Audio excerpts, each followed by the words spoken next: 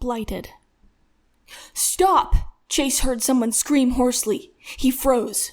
Level upon level of exposed concrete, 8 levels visible, all with matching red brick interiors, rose in front of Chase in the snow-dusted morning downtown. Downtown Seattle had been hit with a lot of bombs. EMPs, car bombs, and then bombs dropped from planes. It was a weird way of doing war. Guys with guns stood on the 1st and 3rd levels. Shiver worked differently than the other gangs. They had one massive compound, divvied up, as the rumor went, into sections for types of work. And their sentries. They somehow supported what must be 1,000 to be able to cover the perimeter the way they did. Nobody fucked with Shiver. Except whoever was screaming. Chase crept closer. He'd stripped down to a white sweatshirt and shorts, despite the cold weather, to blend in against the hill of gray rubble he was picking his way around hand and foot. He was very meticulous. That was why he was so good at this. The voice screamed in pain. She really let loose. "Stop!" someone yelled with a grunt. "Struggling!" Chase straightened and peeked around a bit of broken wall to see what the ruckus was. "What about white flag? Don't you understand? I'm here to negotiate a trade. Oh!" The last bit was mixed with grunts of pain. Her pain noises sounded almost like harsh laughing. Chase didn't want to know what it was all about, but he was still creeping closer. The one who was yelling last was on the ground, and she was being beaten by the stock of a rifle. Shiver sentries were surrounding her, one half under her with the grip on her arms, another crouching over her feet. All he could see was a Shiver woman's back. They were about 20 feet away. "Oh yeah? What you gonna bargain about?" The guy beating her stopped with the butt of the gun held threateningly over her head. "Water," she said. Chase recognized the voice now. Bloody Connor. That's what the offshoots had called her. "I've got some with me," she said. The sentries hesitated. Chase turned his head to go. "You!" someone said. Chase ducked so the wall covered him from view.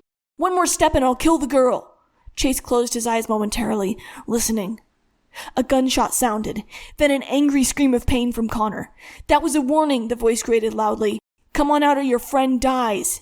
Chase stood up so his head became visible. He stepped out so they could see him. "I'm not..." His voice was so dry and quiet after days of not speaking. He cleared his throat. "I'm not her friend," he yelled to them. He glanced at Bloody Connor, who was grimacing as one Shiver held a pistol to her temple. Blood ran drips down the right side of her eyebrow, around her squinted eye, and off her earlobe. Chase could see that as he approached a little. "Come over here slowly, and drop your weapons," the tall one said. Chase thought quick. He could run away and let that girl get shot. The Shivers were known to do that to wanderers anyway. If he did, he'd likely get shot too running away at this range. Or he could go up there and get shot or work forced. It'd be better to take the chance and run right now. So why was he walking forward? He was going numbly, ears still echoing the unexpected shot. And then he was tackled from behind. Chase swung the splinted arm out of the way just before they both landed on it.